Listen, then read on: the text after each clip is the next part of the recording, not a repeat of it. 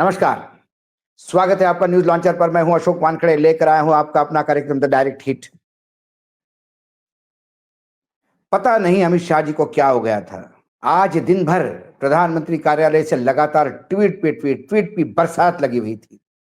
अमित शाह जी ने भी press conference ली और बार बार यह बताने का प्रयास किया जा रहा है कि अंबेडकर के खिलाफ कांग्रेसी कैसे थे, लेकिन यह क्लियरिफिकेशन अभी तक नहीं आया कि अंबेडकर के बारे में इतना गलत कल कैसा बोल गए। इतना बड़ा अपमान बाबा साहेब अंबेडकर का कैसा अमित शाह ने सदन के पटल पे किया। उन्होंने ये कहा कि अंबेडकर अंबेडकर अंबेडकर अंबेडकर की रट लगा के बैठते हो, इतना नाम भगवान का लेते तो 7 जन्म स्वर्ग में चले जाते। अंबेडकर का नाम लेने पर इतनी आपत्ति क्यों? और अंबेडकर क्या सत्ता पक्ष की बपौती है? कई आरोप लगाते हैं। आरोप ये भी लगाए गए कि कैसे अंबेडकर जी को संविधान सभा के चुनाव में कांग्रेसियों ने हरवाया था। मुंबई में जब चुनाव लड़े थे, पहले तो प्रधानमंत्री यानी बीजेपी ये तय करे कि संविधान सभा में चुनाव हुए थे कि वो बिना चुनाव की सभा थी, क्योंकि संविधान के मामले में भाषण देते हुए प्रधानमंत्री जी ने कहा था कि संविधान सभा के समय तो कोई चुनाव हुए नहीं थे। जब चुनाव ही नहीं हुए थे तो कौन सा चुनाव हरवाया था फिर अंबेडकर जी को? अंबेडकर जी के पत्रों पर रिसर्च करके कोई किताब अभी अभी आई है, उसमें ये लिखा है कि अंबेडकर जी ने खुद एक्सेप्ट किया था कि उनको मुंबई में चुनाव हरवाने के लिए सावरकर और डांगे साहब ने, जो वामपंथी दल के नेता थे, भरकस प्रयास किया था। कांग्रेस ने बाद में संविधान सभा में बंगाल में एक उपचुनाव में जो एक सदस्य की मौत हो गई थी, अंबेडकर जी को वहां से चुनाव लाया।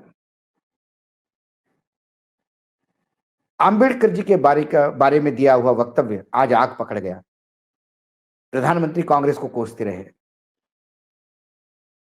कांग्रेस रिजर्वेशन नहीं चाहती ये बोलते गए, लेकिन प्रधानमंत्री जी भूल गए कि रिजर्वेशन के खिलाफ मोहन भागवत जी ही बोले थे 2015 में, जिससे बिहार के चुनाव के नतीजे बदल गए थे। कुल मिलाकर जो स्टैंड आज भाजपा ने लिया है,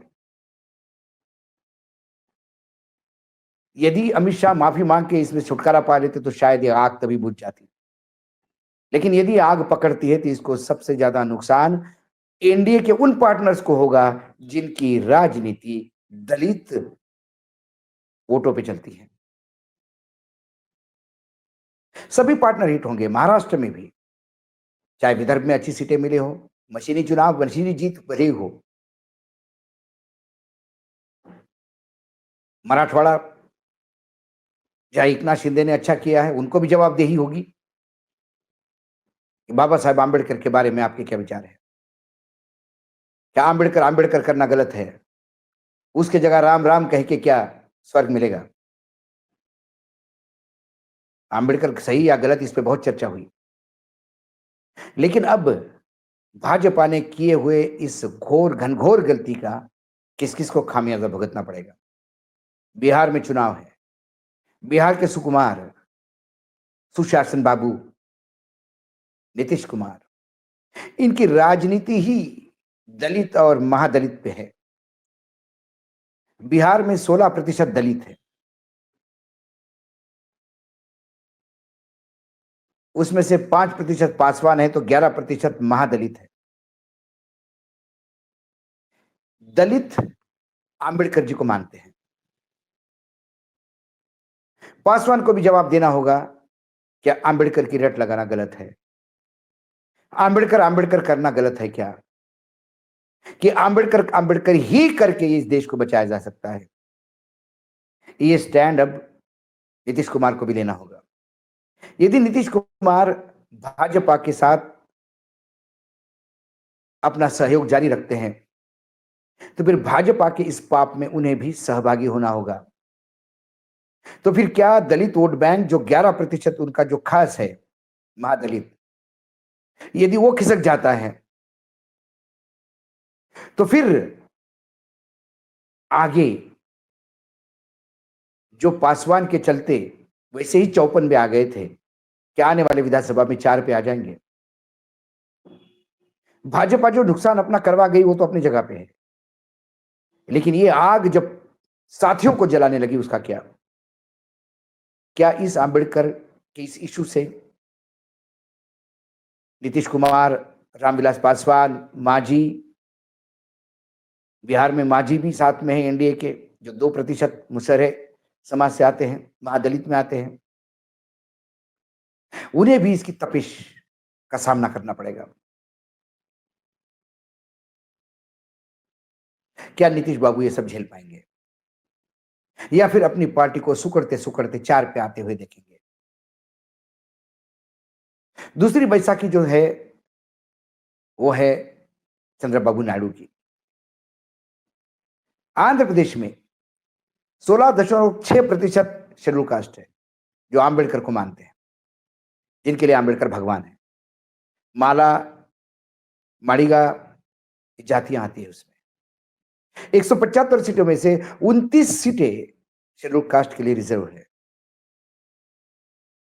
यहां पे भी चंद्रबाबू नायडू को इस बात का जवाब देना होगा। अल्पसंख्यक तो वैसे ही भाजपा ने किनारे कर दिए और यह तय कर दिया कि अल्पसंख्यकों की उनको कोई जरूरत नहीं। उसके बाद यदि दलित भी अलग हो जाते हैं, सिख भी अलग हो जाते हैं, तो फिर एक बहुत बड़ा चंक मतदाताओं का उनके खिलाफ जाता है। और एक आधी आबादी है महिलाओं की,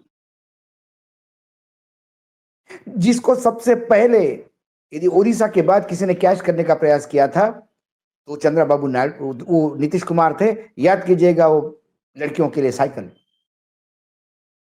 उस आधी आबादी को जिस दिन ये समझ में आ जाएगा, चाहे किसी भी जाति धर्म के हो, महिलाओं का मतदान का अधिकार यदि पूरे विश्व में सबसे पहले किसी ने दिया है तो बाबा साहेब आंबेडकर की संविधान ने दिया है। तो भगवान तो वो भी हो गए। जब यूरोप में महिलाओं को मतदान का अधिकार नहीं था, भारत में था। जब अमेरिका में कालों को अधिकार नहीं था, तो भारत में था दलितों को और पिछड़ों को मतदान का अधिकार। अमित शाह जी के लिए अंबेडकर जी भगवान नहीं हो सकते। तमाम हार्डकोर हिंदुत्व का जो नारा देते हैं उनके लिए भी अंबेडकर अभी भी अछूत है। लेकिन इस देश का बहुत बड़ा तबका, उनसे कई गुना ज्यादा बड़ा, यदि अंबेडकर को भगवान मानते हैं तो फिर अंबेडकर अंबेडकर कहने में अमित शाह को गलत कहां तकलीफ होगी?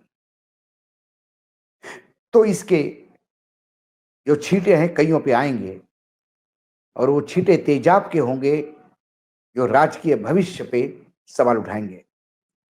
इसमें बिहार से नीतीश कुमार भी है, इसमें मराठवाड़ा और विदर्भ का दलित भी है जो सवाल भाजपा और साथी दलों पे उठाएगा। उसमें चंद्रबाबू नायडू पे भी छींटे आएंगे, उनको भी जवाब देना होगा। वहां मैसूर, ग्रेटर मैसूर में जनता दल यस देवगौड़ा जी का, वो भी पिछड़ों के भरोसे रहता है। जवाब तो उनको भी देना होगा। कई राज्य हैं जहां पिछड़ों को जवाब देना होगा, इन तमाम राजनीतिक दलों को जो एनडीए के गठबंधन में है, कि क्या वो अमित शाह के साथ है या अमित शाह के खिलाफ है। यदि अमित शाह के साथ है तो फिर दलित उनके साथ नहीं, पिछड़े उनके साथ नहीं, अंबेडकर को भगवान मानने वाले उनके साथ नहीं, और यदि वो उनके खिलाफ है तो फिर साथ कैसे, अलग क्यों नहीं? एक बहुत बड़ा शस्त्र, एक टूल अमित शाह जी ने विपक्ष के हाथ में दिया, जिसकी तपिश सुबह सुबह प्राइम मिनिस्टर ऑफिस से दिखने लगी।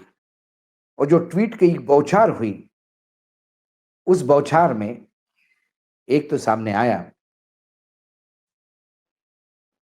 कि अब बहुत लिपापोती करने का प्रयास हो रहा है। कांग्रेस को गाली देकर या विपक्ष को गाली देकर आप अपने किए हुए पापों पे चद्दर नहीं डाल सकते। वो तो फूट-फूट के सामने आएँगे। डायरेक्ट हिट में आज अमित शाह के वक्तव्य ने अंबेडकर साहब के बारे में जो किया, उससे तमाम इंडिया के पार्टनर हिट होते हुए दिखाई देते हैं।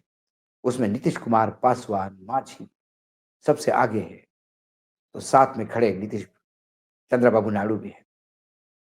आज डायरेक्ट हिट में इतना ही। कल फिर आता हूँ किसी विषय के साथ। तब तक के लिए नमस्कार। देखते रहिएगा न्यूज़ लॉन्चर।